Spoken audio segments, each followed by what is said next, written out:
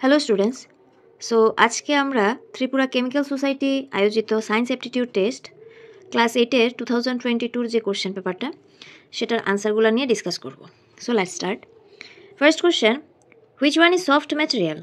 নরম ধাতু কোনটি? পটাশিয়াম, ক্যালসিয়াম, লোহা, রূপা। সো এখানে রাইট আনসার হবে পটাশিয়াম, কারণ পটাশিয়াম এতটাই নরম হয় যে এটাকে ছুরি দিয়েও কাটা যায়। ঠিক আছে, সো পটাশিয়াম হবে right answer. Next question, which of the following is highly reactive and stored under water? কোনটিকে জলের নিচে সংরক্ষণ করা হয়, রাখা হয় এবং খুবই এটা সক্রিয়, সেজন্য জলের নিচে রাখা হয়?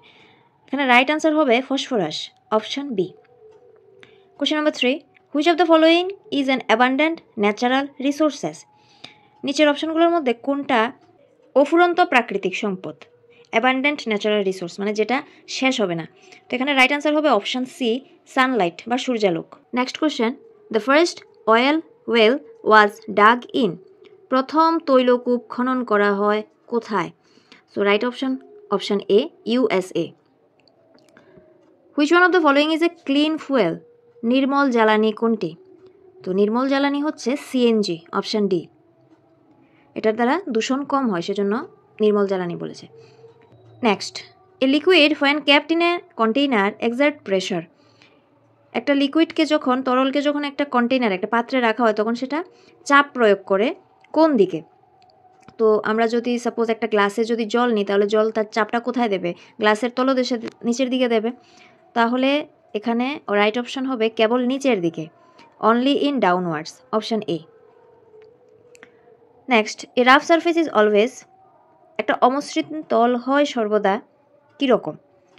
তো যদি সারফেসটা, তলটা অমসৃণ হয়, রাফ হয়, তার মানে কি এখানে চলতে গেলে ঘষা লাগবে, অধিক ঘর্ষণযুক্ত হবে। Right answer option C, more frictional. Which one of the following is an example of non contact force? নিচের কোনটি স্পর্শহীন বলের উদাহরণ? অপশন দিয়েছে lifting a bucket, pushing a car, magnetic force, frictional force. So স্পর্শহীন বলেছে, নন কন্ট্যাক্ট মানে এখানে কোনো টাচই হবে না। তাহলে এখানে রাইট আনসার হবে অপশন সি, চৌম্বক দ্বারা প্রযুক্ত বল বা ম্যাগনেটিক ফোর্স।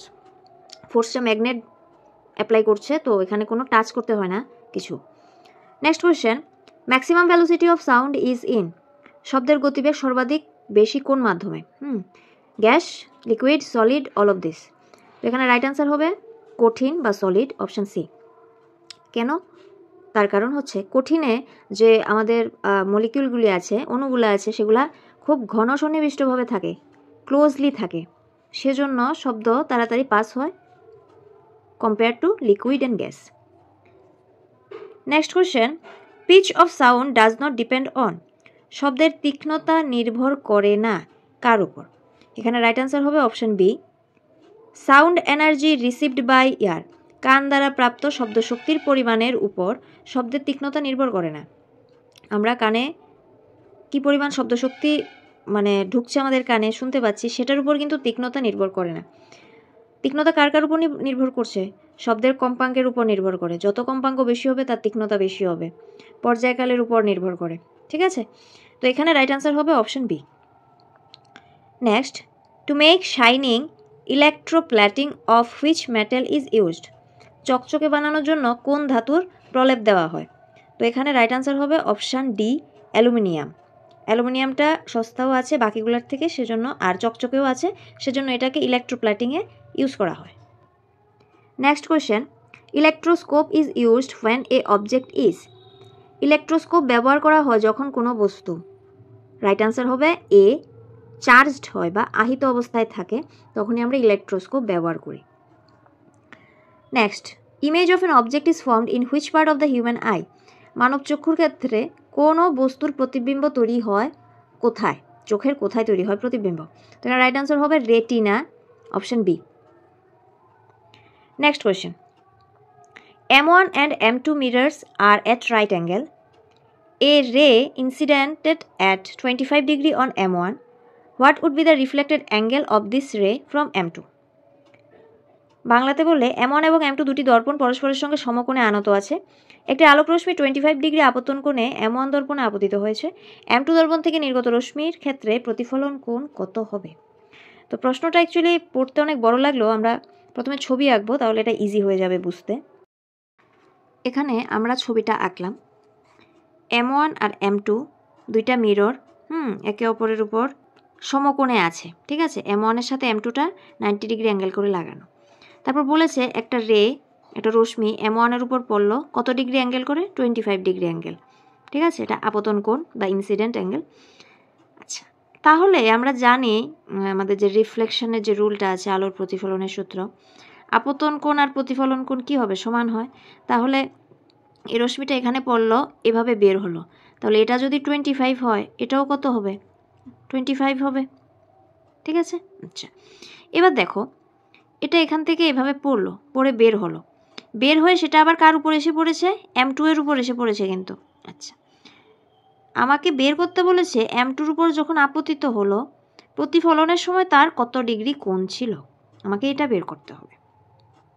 ওকে, আচ্ছা, এটা কয়েকভাবেই করা যায়। তোমাদেরকে একটা টেকনিক বলছি, দেখো এই অ্যাঙ্গেলটা কত, 25, তাহলে এটাও 25। আচ্ছা, আমরা যে এখান থেকে যে অভিলম্বটা আঁকলাম, এখানে একটা অবিলম্ব হয়েছে, এখানে একটা অবিলম্ব হয়েছে, দুইটা অবিলম্ব এসে এখানে মিট করেছে, এই অ্যাঙ্গেলটা কত হচ্ছে দেখাই যাচ্ছে, এটা হচ্ছে সমকোণ 90 ডিগ্রি, ঠিক আছে।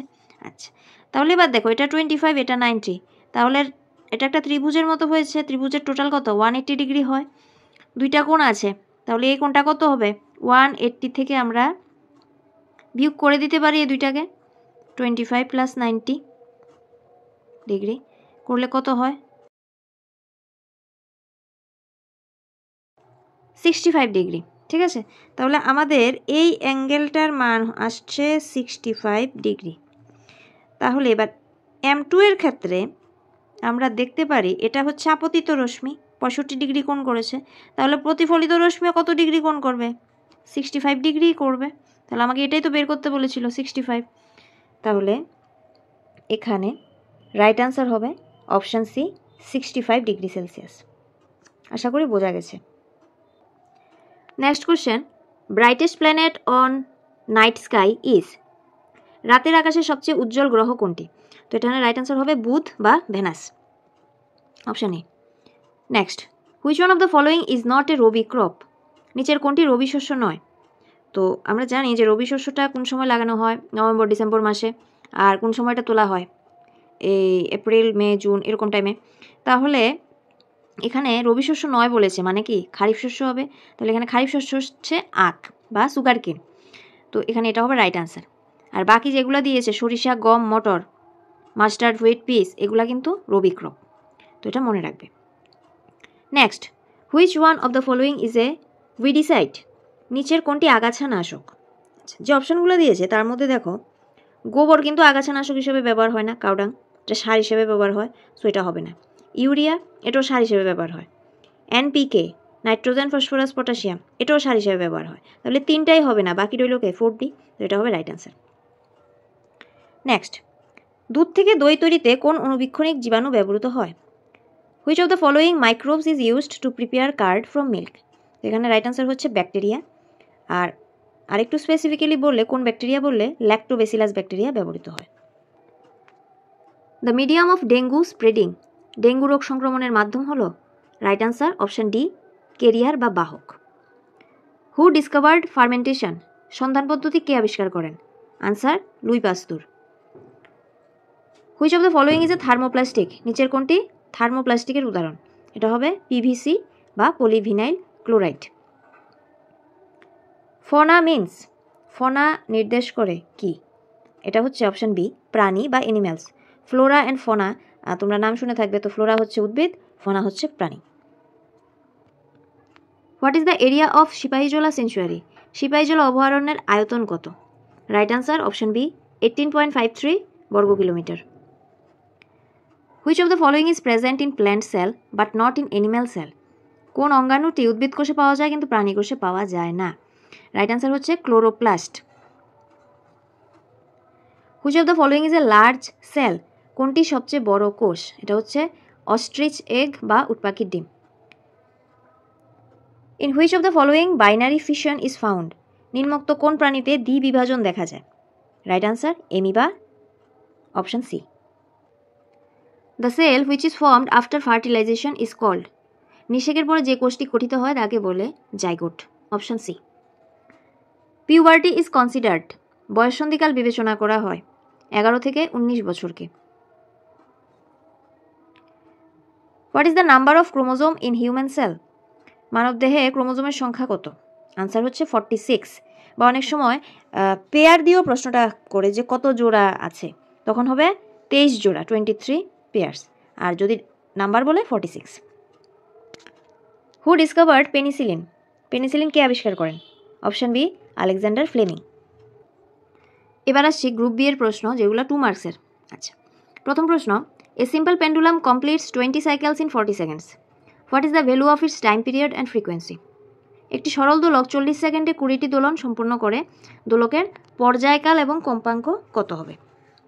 আমি এখানে লিখতে পারি 20 সাইকেলস কমপ্লিট করে সে 40 সেকেন্ড সময় নেয়, তাহলে একটা সাইকেল কমপ্লিট করতে তার কত সময় লাগে? 40/20 সেকেন্ডস, দ্যাট ইজ 2 সেকেন্ড। এটা হচ্ছে আমাদের পর্যায়কাল বা টাইম পিরিয়ড। ঠিক আছে, এটা হচ্ছে আমাদের টাইম পিরিয়ড। নেক্সট বলেছে ফ্রিকোয়েন্সি। আচ্ছা, ফ্রিকোয়েন্সি মানে আমাকে বের করতে হবে, এখানে তো দিয়েছে 40 সেকেন্ডে 20 সাইকেল, তো আমি আবার লিখলাম 40 সেকেন্ডে সে কমপ্লিট করে 20 সাইকেল, তাহলে আমাকে ফ্রিকোয়েন্সির ক্ষেত্রে বের করতে হবে 1 সেকেন্ডে সে কয়টা সাইকেল কমপ্লিট করে। 20/40 অপোজিট হবে, তাহলে কত হবে এখানে? হাফ। হাফ মানে কি? 0.5। আচ্ছা, তাহলে আমরা এটা কি বের করছি? ফ্রিকোয়েন্সি। ফ্রিকোয়েন্সির ইউনিট কি হয়? হার্টজ। তাহলে এখানে আনসার হবে 0.5 হার্টজ। তাহলে এটাই আমাদের লিখতে হবে এখানে, যে time period equal to 2 second আর ফ্রিকোয়েন্সি হচ্ছে 0.5 second. Next, what is CNG? Compressed natural gas. Give one of its use. Next, why football players use shoes with spike? Spike জুতা কেন পরে? এটা তোমাদের বইয়ে আছে। স্পাইক জুতা পরলে কি হয়? খেলার সময় স্টেবিলিটি পাওয়া যায়, পিছলে পড়ে যাওয়ার সম্ভাবনা কম থাকে, ব্যালেন্স করতে সুবিধা হয়, এই কারণে স্পাইক জুতা থাকে। Next question, radius of Jupiter is 11 times more than earth. What is the ratio of their volumes? বৃহস্পতির ব্যাসার্ধ পৃথিবীর ব্যাসার্ধের 11 গুণ। বৃহস্পতি এবং পৃথিবীর আয়তনের অনুপাত কত? আচ্ছা, ভয় পাওয়ার কিছু নেই, অঙ্কটা সোজাই। বলেছে বৃহস্পতির ব্যাসার্ধ পৃথিবীর ব্যাসার্ধের 11 গুণ। আচ্ছা, তাহলে আমরা জানি ব্যাসার্ধ কি দিয়ে ধরি? 8 দিয়ে ধরি। আচ্ছা, মনে করলাম এটা হচ্ছে বৃহস্পতি, বা এভাবেও লিখতে পারি জুপিটার আর জি। ঠিক আছে, আচ্ছা, আর এটা হচ্ছে পৃথিবী। ঠিক আছে, বা আর আর্থ। এবার বৃহস্পতি বলো আর পৃথিবী বলো, সবাই কিন্তু দেখতে কি গোলকের মতো, স্ফিয়ার। তাহলে এই গোলকের ক্ষেত্রে বা স্ফিয়ারের ক্ষেত্রে আমাদের যে আয়তন বা ভলিউম, তার ফর্মুলাটা কি হবে? v = 4/3 পাই আর কিউব, যেখানে আর হচ্ছে ব্যাসার্ধ। এখন আমাকে প্রশ্নে দিয়েছে যে বৃহস্পতির ব্যাসার্ধ পৃথিবীর ব্যাসার্ধের 11 গুণ, মানে বৃহস্পতির যে ব্যাসার্ধটা, এটা 11টা পৃথিবীকে গুণ করলে যেটা হবে সেটা হবে। তাহলে আমি এখানে লিখতে পারি আর যে সমান 11 ইন্টু আর ই, তাই তো?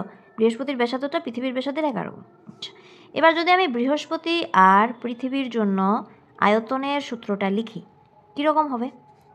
ভি, এটা বৃহস্পতির জন্য লিখছি, এই জন্য জুপিটার দিয়ে দিলাম।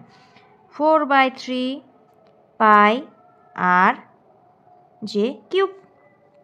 আর পৃথিবীর জন্য যদি লিখি তাহলে কি হবে? ভি, আর্থ, পৃথিবী, 4/3 পাই আর ই কিউব।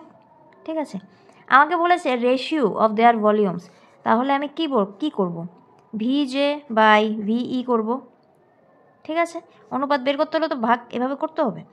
আচ্ছা, এবার আমি এগুলাকে বসাই, 4/3 পাই আর জে কিউব, আর এখানে কত হবে? 4/3 পাই আর ই কিউব। আচ্ছা, 4/3 পাই কাটাকাটি চলে গেল। এবার এখানে রয়েছে কি? আর জে কিউব আর আর ই কিউব। আমরা একটু আগে দেখেছি আমাদের একটা কন্ডিশন দিয়েছে, শর্ত দিয়েছে যে আর যেটা 11টা আর ইর সমান হয়।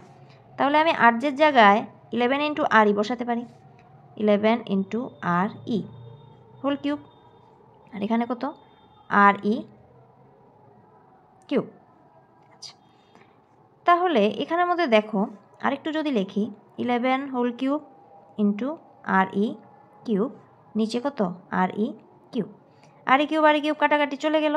তাহলে এখানে আমরা একটু সুন্দর করে সাজিয়ে লিখতে পারি V J volume of Jupiter বা বৃহস্পতির আয়তন বাই পৃথিবীর আয়তন ইকুয়াল টু, এটাকে যদি কিউব আমরা সম্পূর্ণ করি 11 × 11 × 11 যদি করি আমরা পাবো 1331, আর নিচে কিছু নাই মানে কি 1 আছে। তাহলে আমি এবার এখানে লিখতে পারি যে V J is to V E equal to কত হবে 1331:1। এটাই হচ্ছে আমার এখানের আনসার। আশা করি এটা বোঝা গেছে। Next question, 4.5 kg of a fuel produces 1800 kilojoule heat. Calculate the calorific value. 4.5 kg জ্বালানি সম্পূর্ণ দহন হলে 1800 কিলোজুল তাপ উৎপন্ন হয়। ওই জ্বালানির তাপন মূল্য নির্ণয় করো। এখন ক্যালোরিফিক ভ্যালু বের করার সূত্রটা কি? তো তাপন মূল্য বা ক্যালোরিফিক ভ্যালু যেটা, সেটা আমরা কিভাবে বের করতে পারি? তাপন মূল্য সমান সমান উৎপন্ন তাপ শক্তি, কতটুক তাপ উৎপন্ন হয়েছে, ডিভাইডেড বাই জ্বালানির ভর। ঠিক আছে, কতটুক জ্বালানি তুমি নিয়েছো। ইংলিশে লিখলে এভাবে হয় heat energy produced divided by mass of fuel. এখন আমি হিট এনার্জি আমাকে প্রশ্নে দিয়ে দিয়েছে কতটুকু হয়েছে 1800 কিলোজুল, তাহলে আমার উপরে বসবে কত 1800। তারপর মাস অফ ফুয়েল দিয়েছে 4.5 কেজি, তাহলে আমার এখানে বসবে 4.5। তারপরে এখানে যদি আমি কাটাকাটি করি, মনে করো 1800 লিখলাম, 4.5কে কত লেখা যায় 45/10 লেখা যায়। তাহলে 1800 তারপরে নিচে 45, এটাকে উপরে উঠে যাবে গুণ হিসাবে লিখলে।